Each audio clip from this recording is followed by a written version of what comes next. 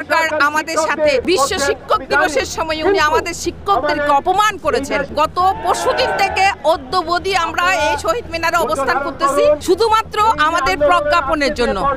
আমাদের আজিজ স্যার আমাদেরকে বলেছেন শান্ত হন, আপনারা ধৈর্য ধরুন, আপনারা জমায়েত হন। আমরা সেই আশা নিয়ে বসেছিলাম, কারণ সরকার আমাদের সাথে এই মিথ্যা আশ্বাস দিতে পারে না। আমরা আর মিথ্যা আশ্বাস নিয়ে বাড়ি ফেরত করতে চাই না, কারণ আমরা লং মার্চে যাব। কারণ উনি ঘোষণা 2 মাস আগে ঘোষণা দিয়েছিলেন 20% বাড়ি ভাড়া দেবে।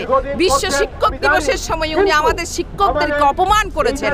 আমরা সেই অপমানের শোধ হিসাবে লং মার্চে অংশগ্রহণ করব। এই পর্যন্ত সরকারের বিভিন্ন ধরনের ঘোষণা দিচ্ছে, আশ্বাস দিচ্ছে।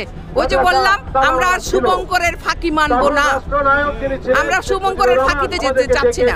আমরা আমাদের দাবি দেওয়া যতক্ষণ না পর্যন্ত আদায় হচ্ছে ততক্ষণ পর্যন্ত আমরা ফেরত যাব না, স্কুলে ফেরত যাব না। আমরা এখানে আমরণ অনশন, আমরা তখন এক দফার এক দাবিতে যাব। এটা আমাদের আজিজ স্যার ঘোষণা দেবেন, স্যার যেটা বলবেন আমরা সেই অনুযায়ী কার্যক্রম চালিয়ে যাব।